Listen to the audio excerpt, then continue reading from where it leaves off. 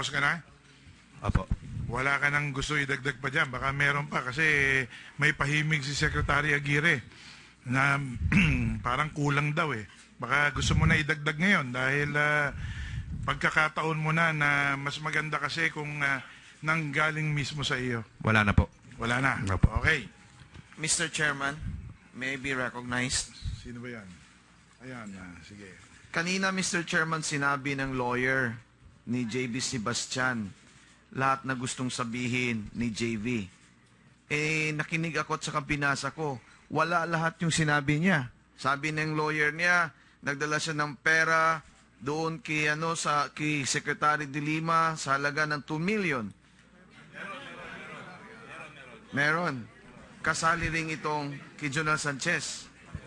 Okay, thank you. Okay, sandali muna, no? Kanina may pinagkasunduan tayo. Ngayon, sino ba mauuna? Nabaan po kasi. Fred Castro, Ron Salo, and Harry Roque. So, Mr. Chairman, bago niyan, may we be given the opportunity, matter of personal and collective privilege because my name was mentioned in his affidavit. Well, correct. Like I stated last time, we went there, 2 beses kami pumunta doon eh. Yung una, JV, ito yung tungkol doon sa nahuli si dating Governor Tony Lebiste. Apo. Nahuli ng mga NBI, nasa labas. Nakakulong siya dapat, nahuli sa Makati. Opo. Kaya kami pumunta doon. For the record po, ako po, like I said last time, nung 11th Congress, ako po chairman ng committee na ito. Nung 15th and 16th Congress, ako po senior vice chair ng committee nito dahil nasa Commission on Appointments ako noon. Now, nandito nga ako kami. So, yun ang unang punta namin doon. Yung tinignan natin yung mga yung mga seedlings at saka fish pan ni Lebiste. Kasama si Kong Ray Umali. O kasama rin daw si Vice Chairman Bato Cabe. Kasama rin siya. naliliitan yata sa akin. Hindi po. Para marinig po ng publiko ito dahil siyempre nabanggit po yung pangalan namin. Then, ang sumunod na pumunta kami doon nung January 13, yung sunod nung pagkagranada ng January 8. In fact, may mga litrato nga ako at nabanggit ko dito last time na ang daming nagulat dahil nung nasaksak ka kamailan lang, yung video clip na pinapalabas nila, katabi mo yung anak ko na aksidente, namatay sa motorsiklos. So ang daming nagulat dahil akala nila current yung film clip na yun. Hindi sinasabi na yun ay nakunan noong January 13, 2015. So for the record, Mr. Chairman, nandun po kami at noong January 13, ito naman ang kasama ko si Vice Chair Umaminal. But in both instances, nandyan si Chairman Junjun Topas na siya nga ang namumuno ng committee. Thank you, Mr. Chairman. Thank you. Wala ba dyan si Congressman Pichay? Nabanggit din eh. Wala. You just lost your precious time. Anyway, so may we now recognize Deputy Speaker Castro for his interpellation of the witness. Thank you, Mr. Chairman. Mr. Sebastian, sinabi mo na hindi ikaw ang pinaka-maimpluwensya at pinaka-makapangyarihan na bilanggo sa National Bilibid Prison. Opo. Tama ba ito? Opo. Bakit mo nasabi na hindi ikaw ang pinaka-makapangyarihan at pinaka-maimpluwensyang bilanggo sa loob? Tulad po nung nabanggit ko sa aking salaysay kanina, hindi po ako ang pinakamakapangyarihang bilanggo sa Bilibid, kundi po si Herbert Colanco. Dahil siya na rin mismo ang nagsasabi at sadyang totoo na nagpapasok siya ng lahat ng klaseng kontrabando nung panahon ng year 2012 hanggang 2013 or 2014. Kung hindi man ikaw ang pinaka-maimpluwensya at pinaka-makapangyarihan, pero matatanggap mo na ikaw ay may impluwensya at ikaw ay may kapangyarihan din sa loob ng bilangguan. Opo, maaari ko pong tagapin yan. Bakit mo nasabi na ikaw ay may impluwensya at may kapangyarihan sa loob ng bilangguan? Impluensya po, maaari, pero kapangyarihan po, mahirap pong sabihin na ako po ay may kapangyarihan dahil ako po isang hamak na Ano bilanggo ang lamang. iyong impluensya sa loob ng bilangguan? Ako po ay nahalal ng 2 beses by virtue of secret balloting ng lahat ng aking kapwa gang commanders. Ang iyo bang impluensya ay may kasamang koneksyon sa loob ng bilangguan? Wala po. Ibig mong sabihin na ikaw ay hindi walang kakoneksyon sa mga namumuno o naglilingkod sa Bureau of Correction. Nung ako po ay nanungkulan na bilang isang commander ng aming pangkat, kasama na po sa trabaho ko makipag-usap sa mga public officials po ng gobyerno. Deputy Speaker, may I just interrupt? We have just secured the approval of the Speaker to grant you immunity for your testimony in today's Thank you, Your hearing. Honor. Kanya, pinapaalala ko lang sa iyo yung kondisyon na ito'y buong katotohanan Opo. at kapag lumabas na hindi ganon ay medyo Opo. kondisyon nga yun. Opo. Kanya, lahat na ng pagkakataon ay binibigay sa iyo ng committee na ito, nasabihin mo ng lahat. Para baka minsan lang mangyayari ito sa buhay mo, ay I urge you and I challenge you na ilabas mo ng lahat ng nalalaman mo dito. Huwag ka na magtago kasi ito na eh. Ito na yung moment of truth mo. Opo. Okay, salamat. Salamat din po.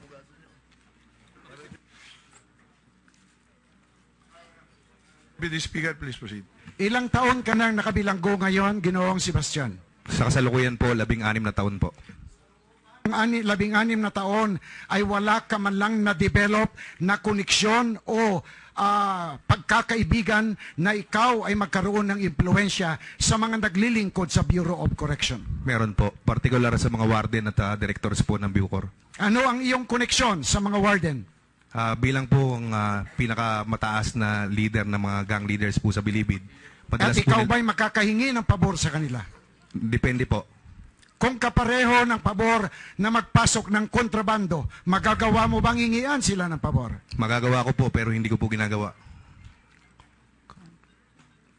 Totoo bang sinasabi mong hindi mo ginagawa? Opo. Paano mo nasabing totoo? Naalin po.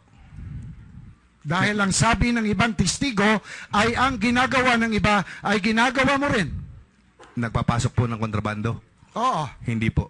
At sinasabi mo na hindi ka humingi ng pabor samantalang inaamin mo sa iyong affidavit na ikaw ay involved din sa drug business sa loob ng bilangguan. Opo, inaamin ko po yan. Paano mo magagawa ito kung ikaw ay walang impluensya at kapangyarihan sa loob ng bilangguan? Marami pong paraan ng pagpapasok ng kontrabando. At paano mo maipalalaganap o maibibenta ito sa loob ng bilangguan? Hindi ko po makuha yung tanong.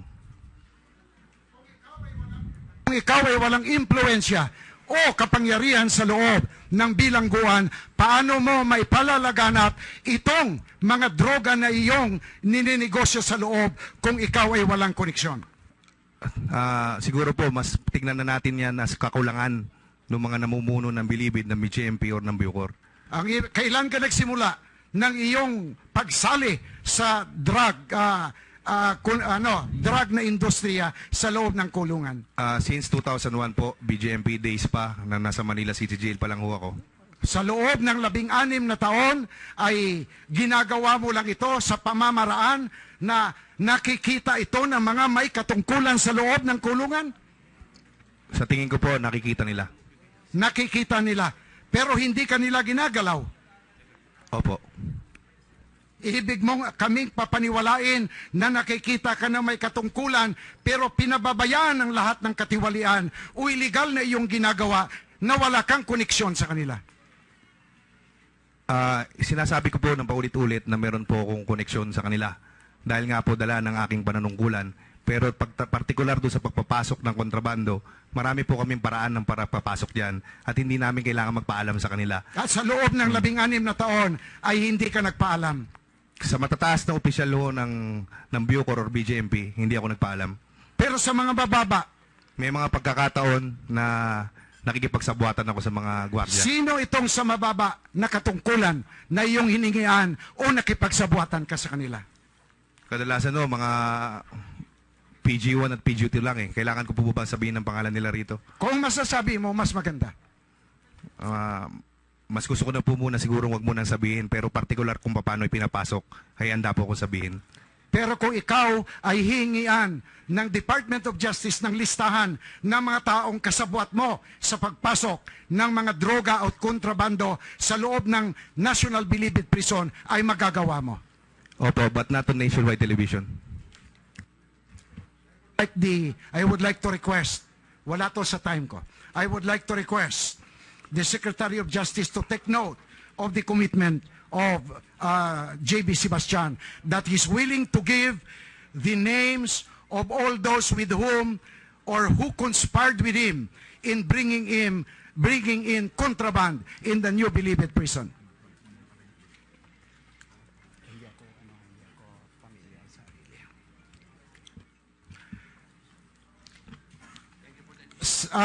Ginoong Sebastian, Yes, sir. sino ang Bureau of Correction Director nang ikaw ay pumasok? 2009, Director Calderon, I think, sir. Ang susunod na direktor na naging direktor samantalang ikaw ay nandiyan dyan. And then sumunod po si Director Jokno. And then Pagkatapos? Director Ragus. Pagkatapos, I'm sorry, Director Pangilinan. And then Director Ragus. And then Director Bukayo. sa iyong obserbasyon at pagkakaalam, nung pagpasok mo sa loob ng kulungan ay namamayagpag na ba ang katiwalayan sa loob ng bilangguan? Maaari ko pong sabihin na talaga namamayagpag na. Pati ang droga ay namamayagpag na rin. Opo. Pero hindi po kasing tulad nung panahon ni Director Bukayo. Ano ang diferensya ng pamamayagpag ng droga noong panahon ni General Bukayo sa ibang mga direktor na nanungkulan dyan sa Bureau of Correction? Umabot po sa punto na kami mismo na mga involved sa drug trade, na kami mismo na mga gang leaders, nagkwentuhan puso sa puso. Umabot sa punto na kami mismo nakahalata at nagsasabi na parang sobra-sobra na itong ginagawa natin. Parang sobra na. Sa iyong pagkakaalam, alam ba ni General Bukayo ang nangyayari sa loob ng kulungan? Opo. Alam niya rin ang pagpasok ng mga contraband. Opo. Alam niya ang lahat-lahat na nangyayari sa loob. Opo, dahil Paano niya ito nalalaman? madalas ko pong sabihin sa kanya. Sinasabi mo. Opo, sa harap po ng mga kapwa ko commanders. Dahil, Sinasabi mo lamang, subalit hindi niya nakikita ang mga bagay na ito. opo. Wala bang paraan o wala bang pagkakataon na siya mismo ang nakakakita ng mga nangyayari sa loob ng bilangguan?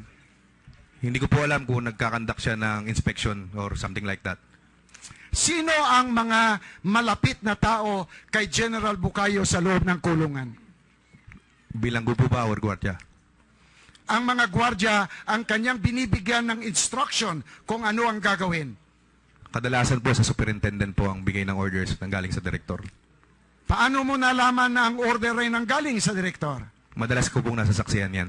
Sa iyong pagkakaalam, ang lahat ba ng gwardya ay nakakaalam kung at kasabwat sa mga pagpasok ng kontrabando sa loob ng kulungan? I'm sorry, sir. Sa iyong pagkakaalam, ang lahat ba ng mga prison guards o mga gwardya at mga nanunungkulan sa loob ng kulungan o New Bilibid Prison ay nakakaalam sa mga illegal o katiwalian na nangyayari sa loob ng kulungan? I'm sure na aware po silang lahat tungkol sa buwatan ng bilanggo at mga gwardya. Ginoong Sebastian, ilang beses kayong nakita ni Secretary de Lima? Siguro po mga 7 hanggang 8 beses. Sa 7 o 8 beses na kayo nakita, nagkaroon ba kayo ng pagkakataon na mag-usap personal ni Secretary de Lima? Maraming pagkakataon po. Sa 7 beses kayong nakita, ilang beses kayong nagkausap?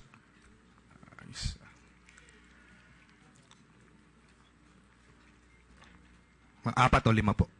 Sa inyong pag-uusap, masasabi mo ba na nagkaroon kayo ng malapit na relasyon ni Secretary de Lima? Sa level po ng pagiging DOJ Secretary at level po ng spokesperson ng lahat ng bilanggo, masasabi ko pong malapit kami sa isa't isa. Siya ba ay tumigil at nakipag-usap sa iyo ng one-on-one sa inyong kubol? Sa aking kubol, one-on-one, hindi po. Sa inyong pag-uusap ni Secretary De Lima, may mga bagay ka bang sinabi sa kanya? Madalas po siya ang nagtatanong Question and answer po ang kadalasan Ano ang usap kanyang namin. mga itinatanong sa iyo? Madalas po, particular doon sa mga illegal drug trade sa loob, kung marami pa pang drugs dyan sa loob, kamusta yung direktor, kamusta yung superintendent. At sa inyong pag-uusap, nasabi mo ba sa kanya kung paano namamayagpag itong droga, na bintahan, pagpasok ng droga sa labas at loob ng kulungan? Minsan kami nagkaroon ng dialogo, kasama po ang lahat ng kapwa ko commanders, na pinagsabihan niya po kami. Ganito ang salita niya. Bakit kayo mga commanders pinoproteksyonan ninyo yung mga drug lord dyan? Ito po ang naging sagot ko. Sabi ko, Madam, sa tuwing pumapasok kayo rito, full force ang kasama nyo, isang batalyon. Bakit? Kasi drug lord yung babanggayin nyo. Hindi nyo ba naisip na yung mga kapwa ko commander, yung iba rito nagtitinda lang ng isda, yung iba rito namamasukan yung asawa sa labas para mayroong pangkain sa pamilya. Tapos gusto nyo banggayin namin yung mga drug lord dyan. Hindi po ba nyo naisip na hindi namin sila pinoproteksyonan? Ang pinoproteksyonan namin ay ang sarili namin, ang pamilya namin, dahil higit sa lahat, hindi naman namin obligasyon bilang isang bilanggo na pulisin yung kapwa namin bilanggo. Ginoong Sebastian, sa iyong pagkakaalam, alam ba ni Secretary De Lima kung sino ang mga drug lord at mga operasyon ng mga drug lord sa labas at loob ng kulungan? I'm not sure about sa labas, but I'm sure alam niya kung sino yung nasa loob. At sa iyong pagkakaalam, may ginawa bang bagay sa loob ng kulungan si Secretary De Lima o kung sino man ang mga pinuno ng bilangguan upang mapigil itong pagpamamayagpag ng droga sa loob ng kulungan? Yes, sir. Yun pong NBI raid nung December. Maliban dito sa NBI raid na ginawa noong December, may nalalaman ka pa bang hakbang na ginawa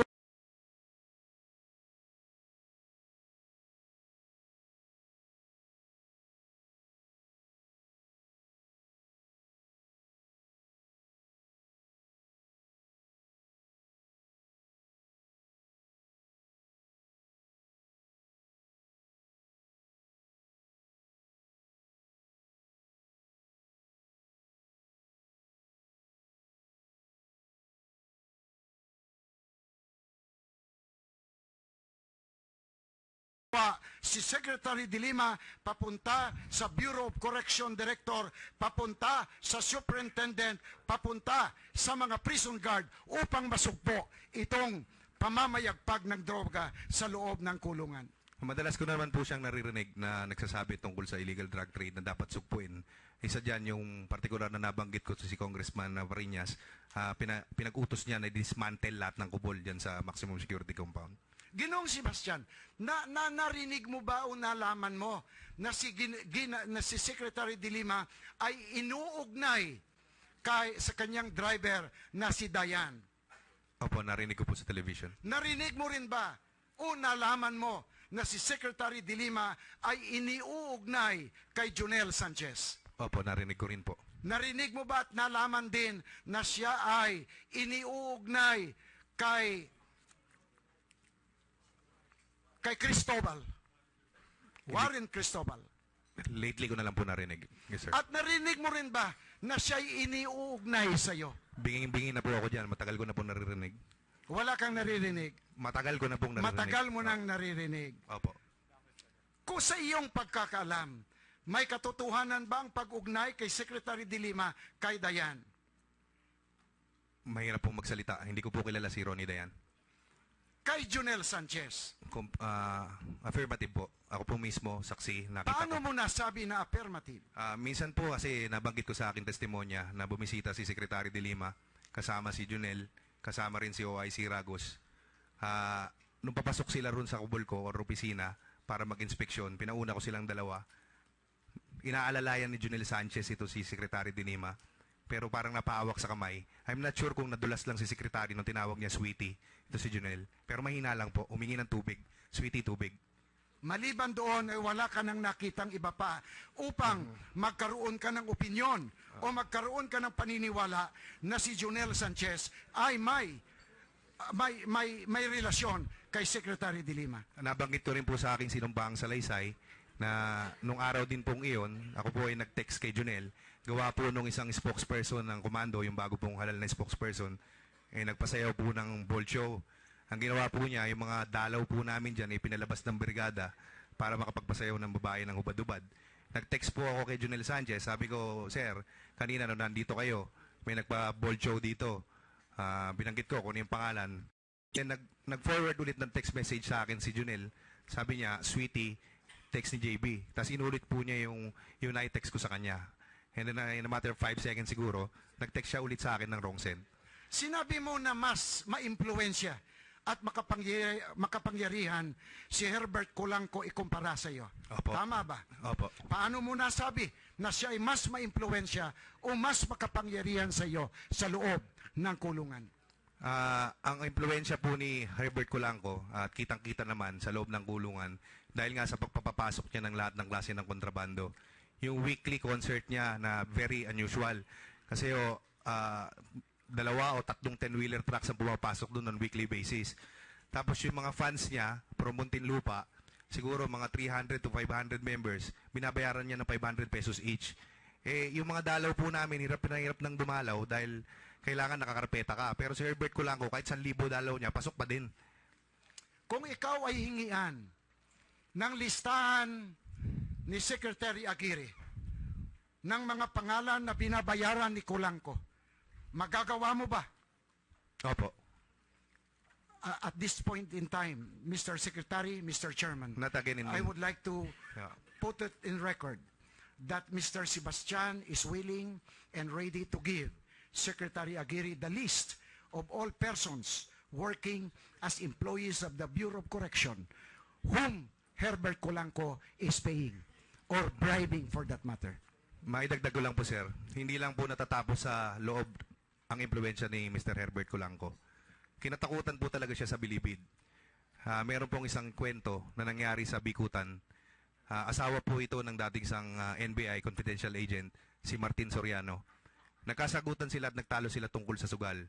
At ang sabi ni Herbert, mamaya, paglabas ng dalaw mo, patay yan. Yung araw din na yon, lumabas yung dalaw ni Martin Soriano, may kasama pang isang dalaw na buntis, sinatgan sa muka. Iyan ang pinagmamalaki niya. Minsan niya na rin pinagbantaan ng buong pamilya ko. At ang kaukulang demanda ba ay naisampa kay Herbert Colanco dahil sa kanyang mga pananalita na maaari siyang iugnay sa pagkamatay ng mga taong iyong nasambit? Yung particular po sa issue na nabanggit ko, hindi ko po sigurado kung meron pong naisampang kaso at laban sa kanya. Meron pong isang pangyayari, pinatawag niya ako, hindi ko na matandaan kung anong petsa. Narinig ko sa radyo, kasi kami po sa Council of Elders, na pagkasunduan namin na mag-provide ng two-way radio para na anytime po magkausap, kailangan mag-usap yung mga leaders, madali kami makakapagbigay ng mensahe. Tandang-tanda ko ba, pare, punta ka rito. Hindi ako kakain hanggat hindi ka pumupunta. Kasi magkaibigan po kami matalik noon . Pagdating ko ron sa kubol niya, doon sa studio niya, ipinagmamalaki niya sa akin na siya ang nagpapatay kay Superintendent Abunales. Mr. Sebastian, ang pagdala ng mga babae sa loob ng kulungan ay kitang-kita. Tama ba yan? Depende po. 10 hectares po kasi ang National Bilibid Prison, particular ang maximum. May mga pagkakataon po mangyayari po dyan, kahit sumabog po yung granada sa kabilang dulo, hindi nyo po maririnig. Ang pagdala ng mga truck na inumin sa loob ng kulungan ay makikita sa buong komunidad ng bilangguan. Yung particular na pagpasok ng truck, maaari pong hindi nyo makita, pero yung pagdidistribute ng alak, ay sigurado kong nakikita. Kung ito ay makikita sa loob ng bilangguan, ang lahat ng prison guard, lahat ng may panunungkulan sa loob ng Bureau of Correction ay makikita rin ito. Maaari po. Siguruhin mo, kung nagiinuman sa loob ng kulungan, malalaman at makikita ito ng lahat ng naglilingkod sa loob ng kulungan. Yung mga naka-duty po na nagra-rounds, for sure, makikita po. Itong TV station, Opo. BTV3, Yes, sir. na itinayo ni Kulangko Herbert. I'm sorry, sir. Ako po ang nagtayo niyan. Ikaw ang nagtayo. Pero instruction po. Alam ba ng lahat ito sa loob ng kulungan? Opo, instruction. Sino ang iyong nilapitan upang ito ay maitayo? Actually, sir, instruction po ito ng former director na si Director Pangilinan na magtayo ng TV station sa loob. In line po ito sa plano ng Bureau of Correction na mai-transfer ang Bilibid sa Nueva Ecija. Ginawa po itong TV na to dahil napagplanuhan dun sa bagong batas natin para sa Modernization Act na pagdating namin yan sa Nueva Ecija, magkakaroon po ng total cut-off sa communication, lalo na po sa television. So napagplanuhan po ng panahon na yon na gumawa po kami ng pilot project na TV station wherein kung yung mga kapwa ko bilanggo mapapanood yung mga programa na naaayon doon sa reformation program na nakatapat para sa kanila. Ang konsyerto na ginaganap halos linggo-linggo ni Herbert Kulangko, ito ba ay malalaman, alam at nakikita o napapakinggan ng mga nanunungkulan sa loob ng kulungan? Opo, sigurado po yan. Itong Kulangko, panunungkulan. At itong mga droga, industriya ng droga, ang distribusyon ng droga sa labas at sa loob ng kulungan sa pamamagitan ng cellphone, maaari rin bang malaman ito ng mga taong may katungkulan sa loob ng kulungan? Yes, sir. Nasambit mo ang pangalan ni Clarence Dongael. Yes, sir. Sinabi mo sa iyong salaysay na si Clarence ay siya ang nagpoproteksyon at hinihingian siya ng tulong ng mga nahuhuli sa labas na mga operators nitong mga drug lords sa loob ng kulungan. Yes, sir. Sino ang kanilang protektor sa loob ng kulungan o sino ang kanilang koneksyon sa loob ng kulungan o sa labas ng kulungan? Mahirapan po identify yan. Basta, Paano mo nalaman na siya ang tumutulong? ganito po, may sistema po dyan sa loob na kung sakaling mahuhulihan ka ng tao sa labas, punta ka lang sa kubol ni Clarence Dongael. Tatawagan niya kung sino yung arresting officer o kung saan nahuli yung tao. Aalamin niya kung upper class or under class. Magbigay ka ng pera, siya ang gigitna. Na-identify ba ninyo sa loob ng kulungan kung sino ang mga tinatawagan ni Clarence Dongael upang matulungan ang mga nahuhuli sa labas ng kulungan? Hindi po, pero magagawa ko pong kausapin yung mga tao na nagkwento sa akin tungkol sa mga bagay na yan. Baka narinig po nila kung sino mismo yung kausap ni Clarence Dongael. Ano ba ang sinabi ng mga taong kausap mo? Kadalasan lang daw, sir, tatawag, tapos magpapakilala, at saglit lang daw yung usapan. Pag nagpakilala si Clarence, Bok, mate, sir, Clarence to, arbor ko na yung bata, magkano ba yung kailangan? At this juncture, I would like again to request the Secretary of Justice to take note that there are persons outside the Bilibid prison who are working in connivance with Clarence Dongael. Mr. Chair, we are going to take note of that. Thank you, Deputy Speaker. Lahat-lahat, Ginoong Sebastian. You have 17 seconds. Lahat-lahat, Ginoong Sebastian. Ilan ang perang naibigay mo kay Secretary de Lima? 10 million po. Ito ay sa pamamagitan lahat ni Jonel Sanchez. Yung 4 po kay Junel, yung isa, personal ko mismo inabot sa kanya. Magkano ang personal mong iniabot sa 2 kanya? million po. Tinanggap niya ang perang iyon ng parang baling walang nangyari. Hindi ko po inabot ng personal. Ganito po yun. Nung sumabog po yung Granada noong January 8, binigyan ako ng instruction before that ni Director Bukayo.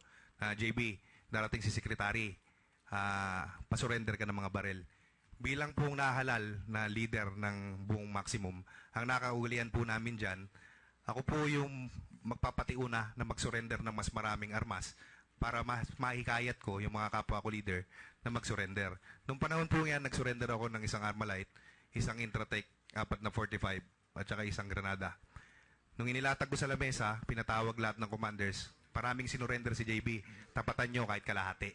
So nag-surrender din po lahat ng gang at inilatag po doon. Pero hindi po natuloy yung press conference. 2 seconds lang. Hindi po natuloy yung press con dahil nagisan po kami ng Granada.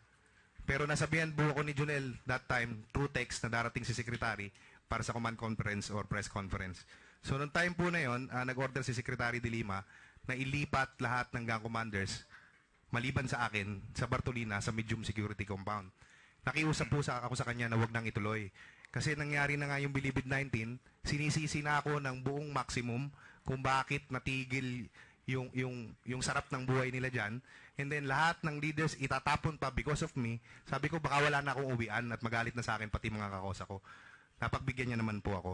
Yan po sa puntong yan, nung nag-uusap kaming dalawa, sabi ko, ma'am, may dala akong pera rito. Abot ko na lang ba kay Junel? Sabi niya, hindi ko kasama si Junel. Iwan mo na lang dyan. Sa opisina po mismo ni Bucor Director Bukayo, iniwan ko sa tabi ng sofa bago po ako umalis. Nakita mo bang dinala ito ni Secretary? Hindi na po. Time's up. Okay, so we now recognize Congressman Harry Roque. Thank you, Mr. Chair. So, Mr. Sebastian, simulan natin kung ano yung klaro. Apo. Sang-ayon sa'yo. Correct? Sang-ayon sa'yo, hindi ka nangalakal na pinagbabawal na droga bago ang December 14 raid. Nililinaw ko po rito since 2001, nangalakal na po kami ng droga. Pero mula nung hindi ka nangalakal ng droga para sa kampanya ni Laila de Lima hanggang matapos yung December 2014 raid. Yan po, malinaw. Now, sinabi mo rin na nagbigay ka ng pera kay Secretary Laila de Lima. Opo. Now, itong mga perang binigay mo kay Secretary Laila de Lima, saan galing itong mga salaping ito? Droga din po. Doon sa pangangalakal ng Opo. droga. At sinabi mo, ang unang perang binigay mo kay Jonel. Tama? Opo. At magkano yung unang binigay mong pera? 2 million po. 2 million ba? Yung Opo. una mong binigay kay Jonel? Opo. Yung bago magpasko, sang-ayon sa affidavit mo, 5 million. Hindi po. 2 million. Opo. Okay. Matapos yon ay eto na yung insidente na nagbigay ka ng 2 million din Opo. na iniwan mo sa office ni Direktor Opo. Bukayo, Opo. na ang sabi ni Secretary Laila de Lima, iwan mo na lang dyan, wala si Jonel. Opo. So ang pagkakaintindi mo doon, siya nang tatanggap ng pera dahil wala si Jonel. Of course, dalawa lang po kami kasi nag-uusap sir. Now, yung pagkakataon na yun, 2 million na yun, galing rin sa droga. Opo.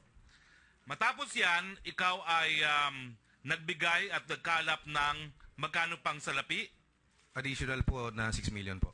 Additional 6 million. At kanino mo binibigay itong additional 6 million? Through Junel Sanchez na po. Now, balikan natin yung unang 5 million na 2 million na binigay mo kay Jonel. Saan Opo. ba mo binigay itong perang to? Sa office po ng BTV3. BTV3. Opo. Kasi doon ka nagpipirme, no? Opo. Now, yung mga sumunod na halaga na ibinigay mo kay Jonel, saan naman nangyari ito? Doon na rin po. Doon na rin. Opo. Now, napakalalaga nito yun.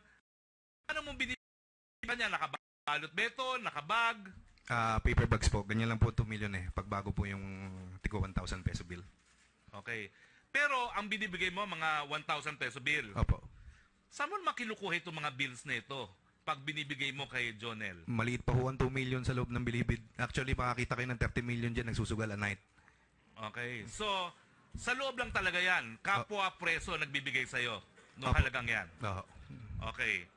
Now, malinaw din at walang kaduda-duda na tumutol ka matapos ang raid at matapos ka magbigay ng 10 million, tumutol ka na ilipat ka sa Building 14. Opo. At ang sabi mo nga, ang ginawa mo para wag ka mailipat sa Building 14, pinasulatan mo sa abogado mo. Opo. Wala ka na ibang ginawa. Wala na po. Legal po ang lahat ng ginawa ko. So itong malinaw. Opo. Pumunta ngayon tayo sa hindi malinaw. Ang sinasabi mo, hindi ikaw ang pinaka-ma-impluensyang commander sa Muntinlupa. Opo. Bagamat ikaw ay nahalal ng mga commander para mamuno sa lahat ng commander. Opo. Bagamat ikaw ang nagpapatakbo ng BCT4, o BCT3, yung television station ninyo. Opo. Wala lang ibang ganong preso na may ganyang pribilehiyo. Ikaw lamang. Opo. Now, But I cannot consider that as a privilege, sir. Halos hindi ko na maasikaso ang dalaw ko dahil sa dami ng trabaho ko sa loob. Now, naalala mo rin na ikaw ay tinape ng isang American documentary. Yes, sir. Ano yung documentary na yon? Discovery Channel po. Discovery Channel. Opo. Na unang-una, paano ka na-interview ng Discovery Channel? Sino ang nagbigay sa iyo ng pahintulot na ma-interview ka ng Discovery Channel? It was an instruction, sir. Utos po sa akin ni Direktor Pangilinan na magpa-interview ako sa Discovery Channel. Now, naalala mo ba yung mga pinagsasabi mo doon? Yes, sir. Di ba yung host, tinatanong, bakit napaka big boss ng dating mo? Hindi mo naman dininay doon sa documentary na yon na ikaw talaga ang big boss ng Muntinlupa. Wala po akong binanggit na ganun. Pero may pinakita doon na struktura. Nakita mo yung portion na yon? Structure of what, sir? Ng hierarchy ng mga preso doon sa documentary na yon. Yes, sir. Naalala ko po yan. At naalala mo, ikaw nasa taas. Yes, sir. Ayaw mo pa rin aminin ikaw pinaka-influential na preso sa Muntinlupa. Naalala ko po yung sagot ko diyan eh. I am a servant and as a king at the same time. Sinabi ko sa kanya. Hindi niya natanggapin yung pagiging hari ko. Kasi sa totoo lang, ang tawag sa akin yan, Chief Balagong. Okay, pero ikaw lang ang servant and king sa Muntinlupa. Wala nang iba. Depende po yan sa personal na perception. Oo, hindi. Depende po sa personal na Ano perception. naman personal? Ako nagtatanong dito, oo, hindi. Dahil ikay nag-immunity. Nagsabi ka, magsasabi ka ng totoo. Sumagot ka, oo, hindi.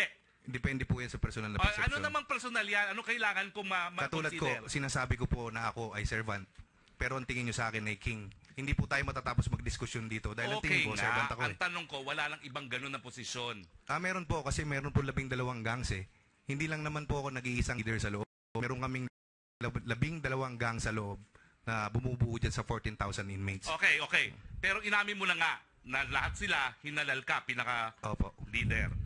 Ngayon, wala ka namang ibang ginawa para wag ka malipat sa Building 14? Wala naman po akong naisip na ibang paraan kung hindi gumamit ng legal actions.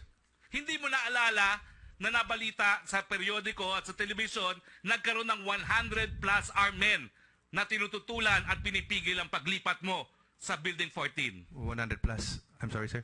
Armed men, Armed men. mga preso na pumigil sa paglipat sa iyo sa Building 14. Gusto ko pong i-correct yan. Ayun po yung members ng Sige-Sige Komando na nag-file ng petisyon na nakikiusap po sila sa pamunuan ng Bureau of Corrections na kung pwede, bigyan ng pagdadalawang isip yung pagtungkol sa pagpapalipat Kaya sa akin. nga, ang tanong ko, ibig sabihin, hindi ka lang sumulat ng letter to your lawyer. Meron ka rin mga sympathizers na nag-attempt na pigilan ng paglipat sa iyo sa Building 14. Tama, mali? Tama po. Ba't hindi mo sinabi kanina yon? Hindi ko po alam kung sa ano yung patungkol yung tanong nyo kanina, sir. Ngayon, sinasabi mo na lahat ng mga nagsasabi na ikaw ay nag-utos na magbenta ng droga para sa eleksyon ni Laila de Lima bago ang December raid, lahat sila nagsisinungaling. Opo. Unang-unang tanong, marami nila. Ilan ba sila? Rodolfo Magleo, Herbert Colanco, Joel Capones, Nonilo Arile, Herman Agoho, Vicente C. Ang bilang ko dyan, 6. Opo.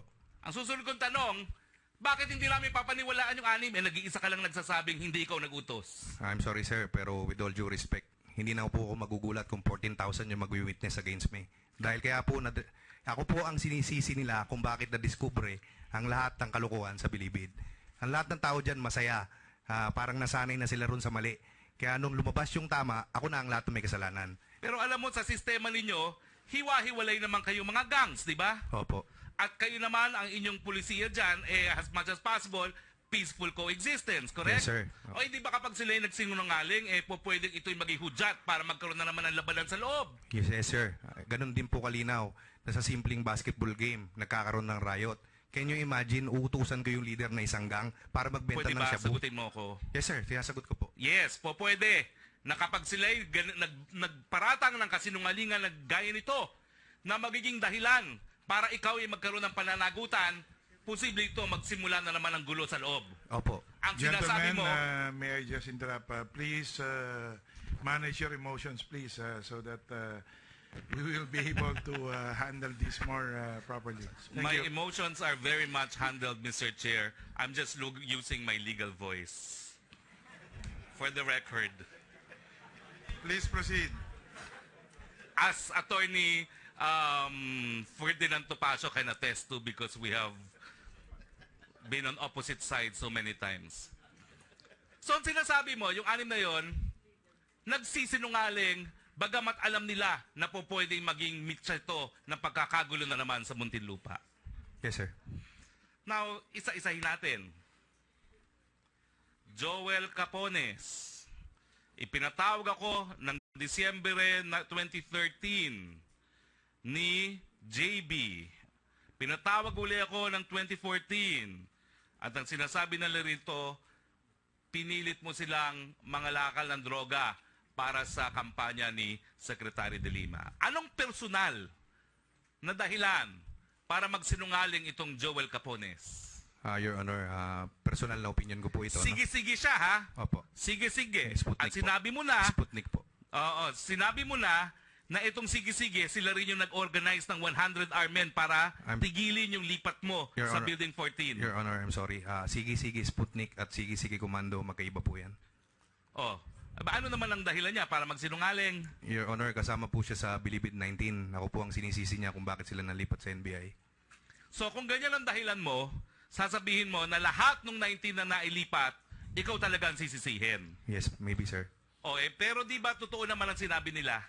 Nung nalipat sila sa NBI, nag-isa ka ng mga lakal ng droga matapos ang December 2014 raid. Tama naman yun, di ba? No, sir. Bakit? Sino pa? Meron pong 300 na Chinese na nandyan sa Bilibid. Okay. Oh. So let me rephrase my question. Hindi ba tama naman nung matapos sila malipat, ikaw na lang ang natalaga, di umano, ni Secretary de Lima para mga lakal ng droga para makaraise ng pondo para sa kanya? On the later part po, sir, na-realize ko yan. Okay. So, hindi mali ang lahat ng sinasabi nila rito. Yung anim na Hindi. tumistigo laban sa'yo. Sir, hindi ko po sinasabing mali lahat ng sinasabi nila. Sinasabi ko merong mali sa sinasabi nila. So, okay. Ang mali lang dito kay Joel Capones, dinideny mo na ikaw ang nagsabing mangalakal siya ng droga para kay Laila de Lima. Yes, Your Honor. Okay. At ang sinasabi mo nga ang dahilan dahil napalipat siya Yes, Your Honor. noong December. Ganyan din ang sasabihin mo kay Nonilo Arile dahil ang sabi nila, hindi pala ito. Itong Nonilo Arile, sinasabi Yes, mo Your rin Honor. nagsisinungaling to. Pangit man sabihin, no, parang crazy guy ho yan eh. Sa amin sa Maximum, may ganun ng turing sa kanya eh. Pero alam mo bang asset siya? Hindi rin po. Totoong asset siya ng kapulisan. Hindi po. Ngayon alam mo na, tingin mo magsisinungaling pa rin ang isang asset? Maybe, sir. Pero hindi ka sigurado ngayon kung nagsisinungaling siya. But I'm sure biased. Bias, hindi nagsisinungaling. Hindi po. Pag biased... Thank you. Yes, sir. Yes, Your Honor. Aguho. Sabi nila rito, lahat ng may kasong sangkot sa droga sa loob ng Bilibid ay nilalapitan ni JB Sebastian para maging tauhan niya at tumulong sa pagbebenta ng droga. Sinungaling o hindi? Sinungaling po. Bakit naman magsisinungaling itong Herman Agoho? Member po siya ng Batang City Jail at dinatnan ko na po siya sa maximum security compound as Herman Agoho na. Kumbaga drug lord na yan bago ako dumating ng 2009. Now, sinabi rin nila dito na mayroong account na pinagdidepositohan ka eh. Yes, sir. Wala kang alam dun sa account na yon. Sa dami po ng account na ginamit namin, hindi ko na po matatandaan. So, okay. Ang sinasabi mo, hindi mo dinideny na Wala. posibleng ikaw ang Yes, naggamit sir. itong account nito. Yes, sir. Madami lang kasi ang account Yes, sir. na sinabi mo. So, hindi mo pwedeng sabihin na nagsisinungaling dito si Herman Agoho. Opo. Now, yung account na sinabi ni Nonilo Arile, Possible din po. Coco Jewelry Shop, That's alam mo ba possible. yung account na yan? Hindi ko na po matandaan, but Pero that's possible. possible Opo. na ikaw din ang nagbigay niyang account That's na yan. possible. Opo. Okay. Hindi ko maintindihan. Ang sinasabi mo lang ay nagsisinungaling sila dahil hindi mo sila linapitan. Pero ngayon, sinasabi mo, tama rin na yung account na pinagdeposito nila baka nanggaling sa'yo. So, ano bang tama? Ang pinapoint ko lang po, hindi po nanggaling sa akin ang order na magtinda sila ng shabu. In fact, bago ako dumating, nagtitinda na sila. Ninilinaw ko rin po, hindi po nanggaling sa akin na inuutusan ko sila magtinda ng shabu para sa kampanya ni Secretary de Lima nung panahon na yan. Pero may isang nagsabi na hindi talaga siya nangangalakal ng shabu hanggang hingan mo siya na siya nga ay mangalakal. Unang-una, bago mo sagutin yun, no? Itong Rodolfo Magleo, kilala mo ba yan? Opo. O, ganong kalapit sa'yo si Magleo? Ang istorya po ni Sir Magleo, Ganong kalapit sa'yo? Hindi ko tinatanong ang istorya. hindi po malapit sa akin. Bakit sasabihin niya confident ka niya? Ewan ko po sa Confident kanya, mo hindi ko siya. po alam sa kanya kung bakit niya sinabi yan. Hindi ba totoo na ikay gumagawa ng relasyon sa mga pulis na nakakulong dahil kailangan mo rin yan? Explain ko po, sir. Pwede po mag-explain? Oo, hindi. Hindi po. Kailangan ko kung pwede po mag-explain. Tinatanong ko lang po, O Sir ano Honor. na yung explanation mo? Ganito po, madalas po ako mapag-utusan ng superintendents. Kasi po si Magleo, isa yan sa member ng Gino Y. Ilocano na dating assistant commander. Gumawa siya ng parang coup attempt. Nagplanted siya ng sumpak at saka barel kay Noel Martinez na isa ring witness ng DOJ. So, ipinalipat po siya sa medium at wala pong gustong tumanggap sa kanya. Kinausap po ako ng Superintendent Reyes na tanggapin ko raw si Magleo dahil wala nang gustong tumanggap. Kaya tinanggap ko po sa gang ko. Ganong kadalas mo kasama itong si Rodolfo Magleo? Very seldom, sir. Now, itong si Herbert Colanco, hindi mo talaga kaibigan to? Kaibigan ko matalik. Bakit naman magsisinungaling sa'yo, laban sa'yo itong si Colanco kung kaibigan mong matalik? No. Gagawain kaibigan mo yun? Ayaw kita kaibigan? Kung gano'n. Nung una po, magkaibigan matalik. Kailan? Na meron pong hindi pagkakaintindihan, inisip niya na nilinlang ko siya kasi po nung 3 or 5 days bago umalis si OIC Ragos, inappoint siya as the overall spokesperson ng Bilibid. Ako po ay nakiusap kay OIC Ragos at sinabi ko, sir, alam ko po na medyo hindi masyadong mataas yung pinag-aralan ni Ampang. Baka po pwede pong ako na mag-represent no sa side ko, sa presidio. The following day, nagbigay po ng revocation order ang Bureau of Corrections. Nire-revoke yung order kay Ampang na siya maging overall spokesperson. At inisip po niya na ako ang nagpadala ng papel at pinapirma ko siya sa papel at nilinlang ko siya. So, teka muna, alam ko wala na akong oras pero kailangan kong tanungin to. So, tama naman yung Thanks sinabi for reminding the committee that you don't have any more time. Mr. Chair, one last Mr. Chair, question. Mr. Chair. considering the interpolation of Congressman Harry is very vital, I am giving me my first round allotted to me so that he can continue.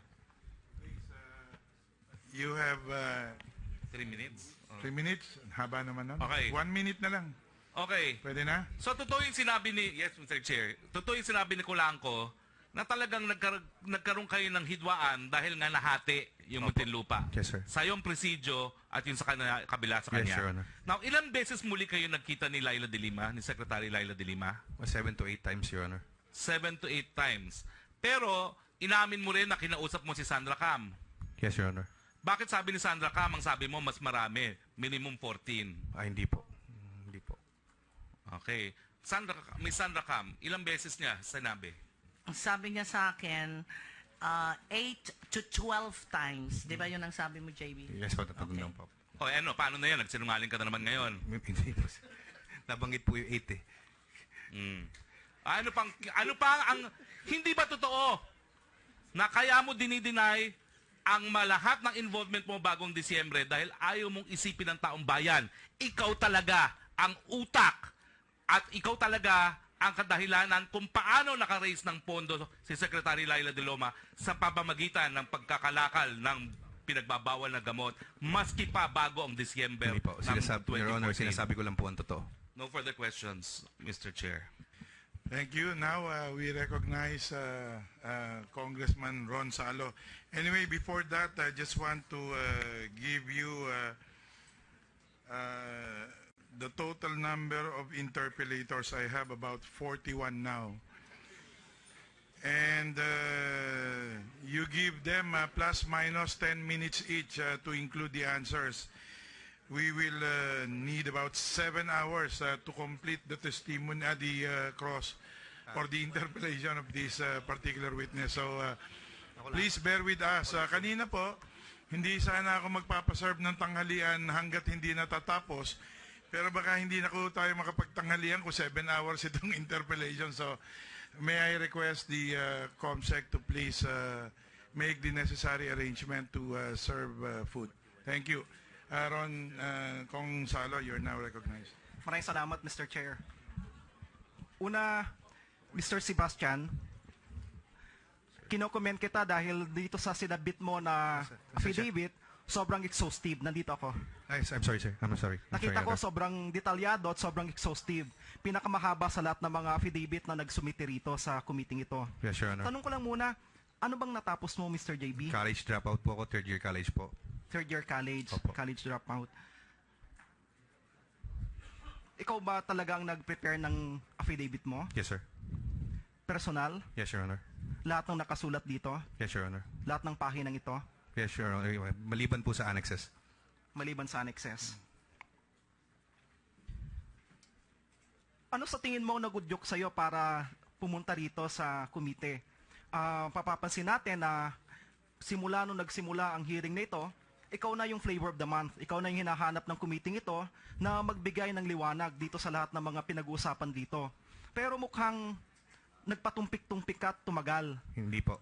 Anong dahilan? Katulad po na nabanggit ko sa akin sinumpaang salaysay, yung first 3 days or 1 week ng special yan, binisita na po ako ni Solicitor General Calida. Wala pa pong investigasyon na ginagawa ang Department of Justice. Meron na pong nagre-reach out sa family ko para makipagtulungan sa administration para sabihin lahat ng aking nalalaman. Hindi lang po na ito matuloy-tuloy dahil nabanggit ko rin po dito, humihiling po ako ng relocation sa maximum security compound kasi nangangamba po ako na kapag ako ay nagsalita, mapahamak ako dun sa building 14. So ibig sabihin, sinasabi mo ngayon na willing ka nung umpisa pa lang na mag-testify. Yes, sir. Mulat sa pool po. Pero iba yung narinig namin noon ay sinasabi nila, ayaw mo raw. Hindi po totoo So yan. gusto mo talaga. Yes, sir. At nabalitaan namin nung nakaraan na nasaksak ka raw. Opo. At mukhang coincidence lang ba na matapos kang masaksak sa kakapumunta dito? Hindi po. So sadyang nais mo na talaga na pumunta rito. Yung pagkakasaksak ko po sa tingin ko ang dahilan para hindi ako makapunta rito. Para pigilan ka na magsalita sa Opo. committee ito. Opo. Sino naman ang may interest na pigilan ka sa pagsasalita? Si Clarence Tunggail po. Si Clarence Tunggail. Dunggail. Dahil Kilala po ako nila personal na kapag dinala ako sa ganitong forum or pagpupulong, hindi ako mangingimim magsalita ng lahat ng aking nalalaman. At alam nila, yung pinakamaselan na usapin tungkol sa Ninja Cup, so yung involvement niya, particular dyan sa mga pulis sa labas, siguradong sasabihin ko. nagtataka lang ako dahil si Clarence Dunggail, sa'yo ko lang siya narinig. Sa dami pinresent na cases, ikaw lang nagsabi tungkol sa kanya. Si Witness Arili po, nabanggit din po siya. Okay. Nabanggit mo rin kanina na 7 to 8 times na nagkausap kayo ni Secretary De Lima. Yes, Your Honor. Ang sinabi naman ni Miss Sandra Cam, 8 to 12 yung binanggit mo. Alin nga ba talaga doon? Saan tayo magpo-focus? Iniisip ko po kasi kung how many times kaming nagkausap at kung how many times ko siyang nakita visible lang po. Kasi may mga times po na passing by lang siya dyan sa Bucor, hindi naman kami nakikita o hindi naman kami nag-uusap. Pwede mo bang ilahad sa committee ito yung mga instances na yon, yung first, second, third hanggang pampito, kung pangwalo na pagkikita ninyo? Sino yung mga nandoon sa instances na yon at ano yung mga pinag-usapan ninyo? Nung una po, katulad nung nabanggit ko sa akin sinumpang salaysay, kasama po yung mga congressmen na nabanggit ko. Tungkol po ito sa issue ng pag-dismantle ng kubol sa maximum security compound. Ako po yung huling-huling pinatawag dahil sabi po ni Commander of the Guard Dador, JB, tulungan mo kami mag-explain kay Secretary tungkol sa kubol kasi pinasisira niya lahat. So, sinundo po ako at dinatnan ko po yung mga nabanggit ko po kanina. So yun yung unang-una na nakita kayo ni Secretary De Lima? Unang-unang pag-uusap. Medyo nalilito na po kasi ako dun sa pagkikitang nag-usap at sa pagkikitang hindi po nag-usap eh. Okay, so nagkita kayo at nag-usap doon. Opo, opo. Anong sumunod? Yung galing po ako sa medium security compound sa Bartolina, pinasyalan po niya ako, kasama niya si Junel Sanchez. Tapos yung sa Granada po, nung hinagisan kami ng Granada. Paulitin natin. So pangalawang pagkikita ninyo, pinuntahan ka ni Secretary De Lima matapos kang makalabas sa Bartolina, sa medium Bartolina. security compound, and then ibinalik po ako sa maximum security compound. Okay, saglit. Kung pangalawa lamang yon na pakikita ninyo, mukhang nagtataka naman ako na ang pinakamatas na opisyal ng Secretary ng Department of Justice pupuntahan ng isang bilanggo, ang isang inmate na tulad mo, papaselin personal dun sa pagkatapos mong Bartolina. Opo, saksi po dyan si Director Ragos, nandun din po siya, at yung superintendent, si Superintendent Ayala. Actually, sir, wala po ako sa opisina nung time na yan. Kasama ko po ang misis ko, tsaka yung mga anak ko, nandun po ako sa kwarto ko, sa kubul ko. And then tinawag na lang po ako ng mga kakosa ko, Commander, nandiyan daw si Secretary sa office, pinatatawag ka. Nung pinatatawag ka, ikaw ba pumunta o siyang pumunta sa'yo? Pumunta po ako dun sa office ko. Tapos yung pangatlong pagkakataon, Yung insidente po nung grenade throwing noong January 8, pinatawag niya po kami, lahat ng gang leaders. Doon nagkausap din po kami ng matagal. Dito rin po nangyari insidente na nag-abot ako sa kanya ng pera. ang pang-apat,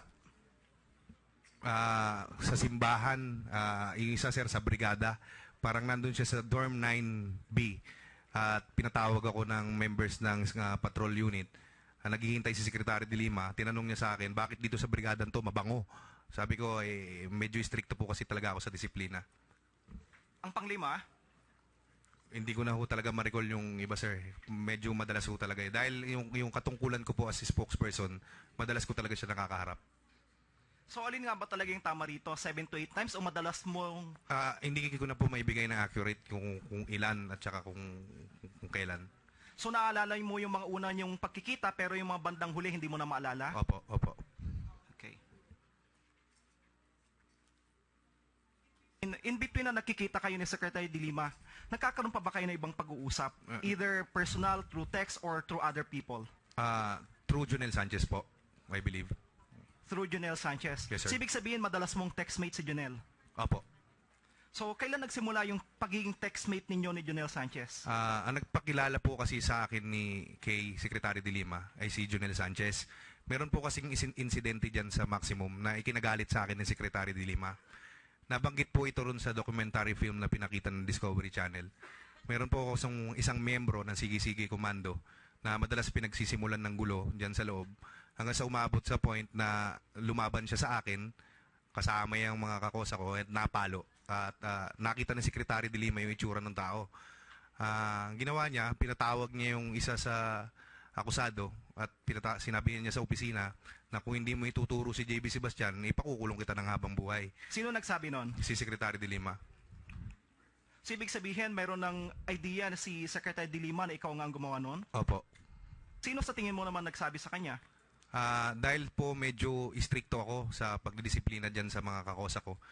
Sa katunayan, kahit po Chinese citizen, pinapipili ko ho kakasuhan kita o papaluin kita.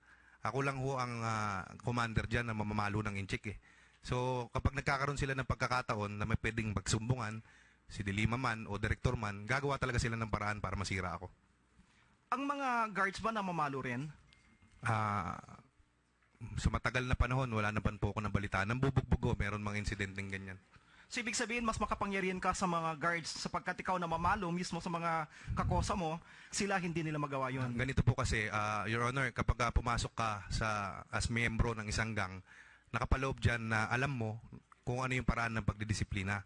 So, parang fraternity, na kapag meron kang kasalanan, meron pong karampatang parusa sa amin.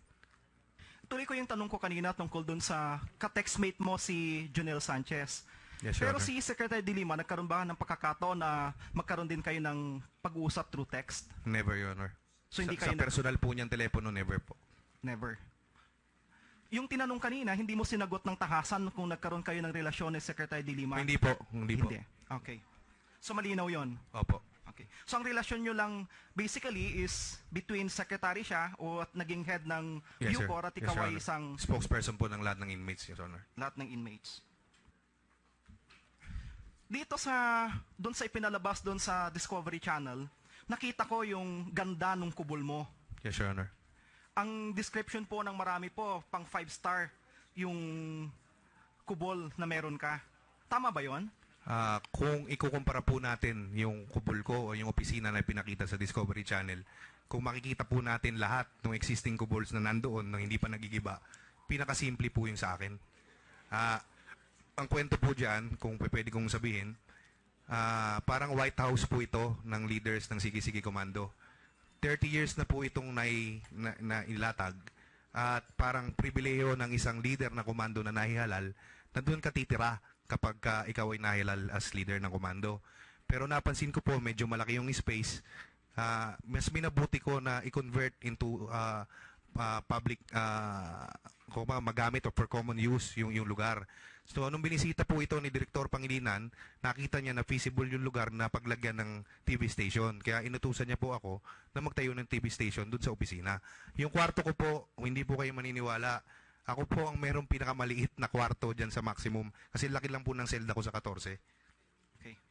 Nonetheless, sinabi mo nga na White House yon doon sa loob ng bilangguan. Masasabi mo ba kailan ba nag-umpisa yon na mayroon ng White House doon sa loob ng...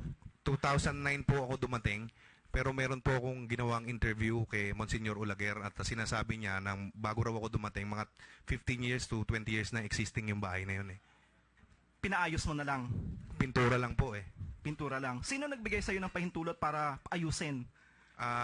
Ang paraan po ng pagpapaalam para sa pagpapaayos ng mga structure sa loob ng Bilibid, kailangan nyo sumulat sa Commander of the Guards or sa Superintendent. Isusulat mo kung bakit mo kailangan magpagawa, isasama mo na rin yung listahan kung ano yung mga materialis na gagamitin at naaprubahan po yan, Your Honor.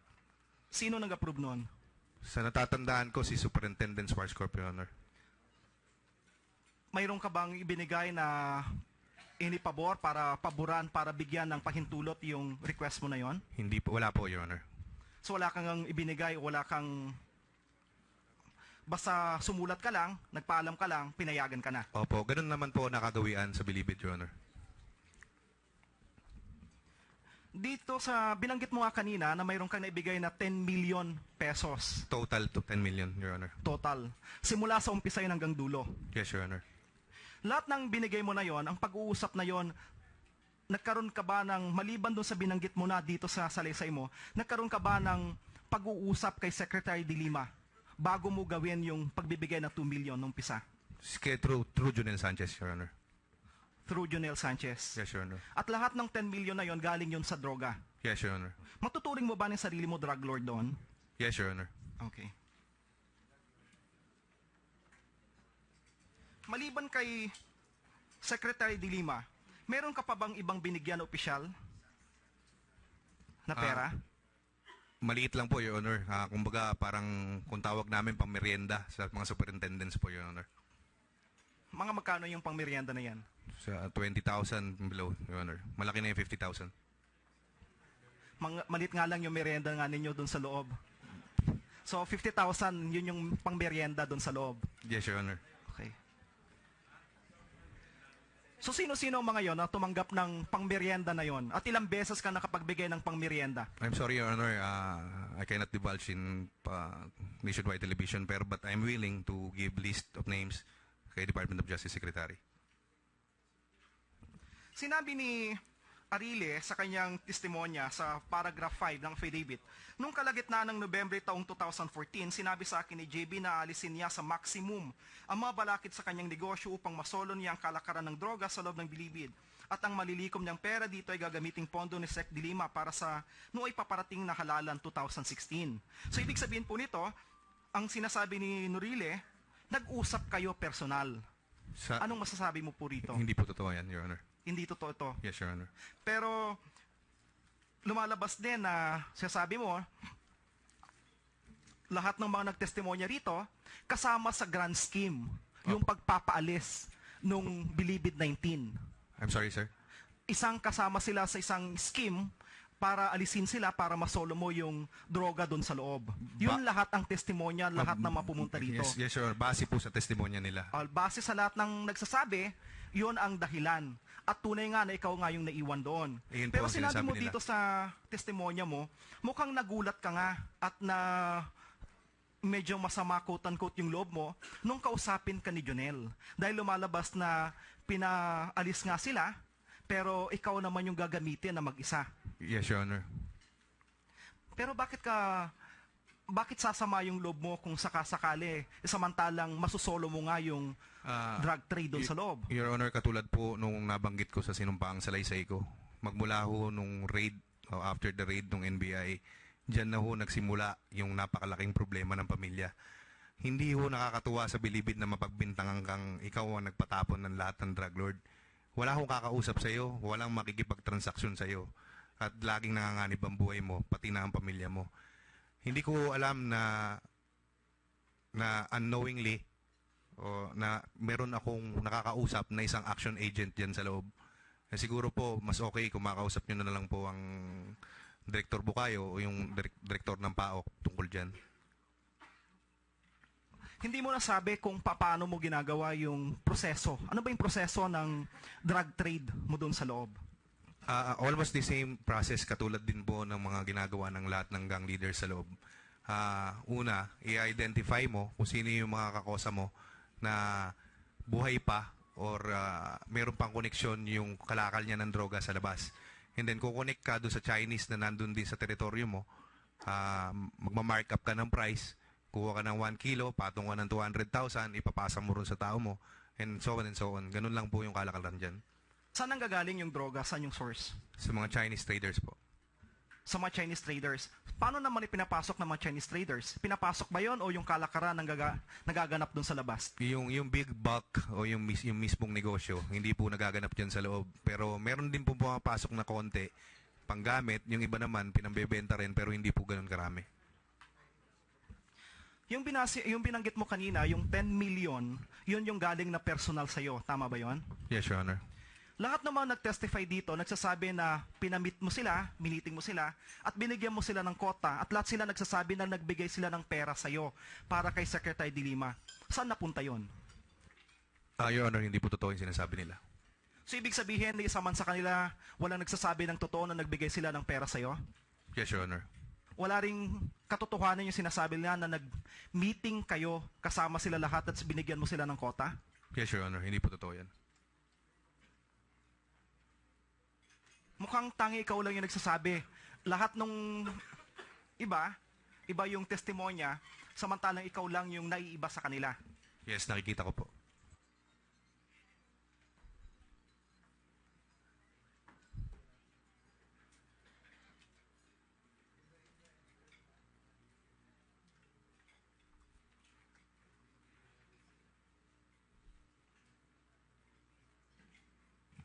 Nagkaroon ba ng pagkakataon na kausapin ka personal ni Secretary De Lima para ibigay sa kanya o bigyan siya ng payola? Personal po ako nag-abot sa kanya isang beses ng 2 million pesos po. Prior po sa pag-uusap namin ni Junel na pupunta sa sekretary, akala ko po pupunta si Junel noon at sa kanya ko iaabot. Pero nung insidente po tungkol doon sa Granada, sinabi ko, ma'am, may pera dito, abot ko ba kay Junel? Hindi na, iwan mo na lang dyan, wala si Junel. Pero prior to that, doon sa 7 o 8 beses nakita kayo personal ni Secretary De Lima, nagkaroon ba kayo ng pagkakataon na discuss ito? Hindi po. So lumalabas, basta na lang inabot mo kay Secretary De Lima at sinabi sa'yo, iwan mo na lang dyan. Hindi po. Yung first 2 million po na ibinigay ko kay Junel Sanchez, but before that, siya nagbigay na instruction na total, ikaw ang naiwan dyan, tulungan mo si Secretary De Lima sa fundraising dun sa gagawin na eleksyon sa susunod. Tapos nung ibinigay mo yung 2 million, kanino? Kay Junel po, yung first 2 million. Para yon kay Secretary De Lima. Yes, Your Honor. Paano mo nalaman na nakarating kay Secretary De Lima yon? Isang araw bago magpasko, tumawag po sa akin si Junel na naka-loudspeaker. Sabi niya, pare, may kausap sa'yo. Yun, napusesan ko si Secretary. Tapos sabi niya, JB, Merry Christmas, kamusta? Ma'am, natanggap niyo po ba yung regalo ko? Yes, JB, Merry Christmas. Yun po. Sa paragraph 31 ng yung salaysay, sinabi mo dito, takasan niya ring ipinagyayabang sa amin, mga kakosa, referring to Kulangko, sa maximum na malakas siya kay Secretary De Lima dahil kapartido niya sa Liberal Party ang kanyang girlfriend na si Nova Paruhinog, na isang vice mayor at ang tatay nito na si Mayor Paruhinog ng Usami City. Anong relasyon nito dito sa sinasalaysay mo tungkol sa droga? Pinapatunayan ko lang po dyan at pinagtitibay na yung sinasabi ko na si Herbert Kulangko ang tunay na siyang talagang maimpluwensya sa NBP.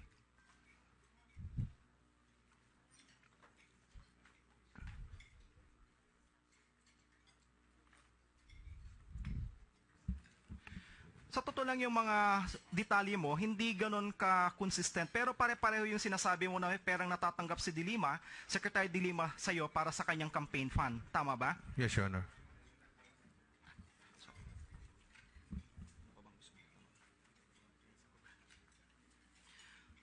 Sa lahat ng mga pagkakataon, 7 to 8 times na nagkikita kayo ni Secretary De Lima, wala ba doon si Mr. Ronnie Dayan? Hindi ko po kilala si Mr. Ronnie Dayan, Your Honor.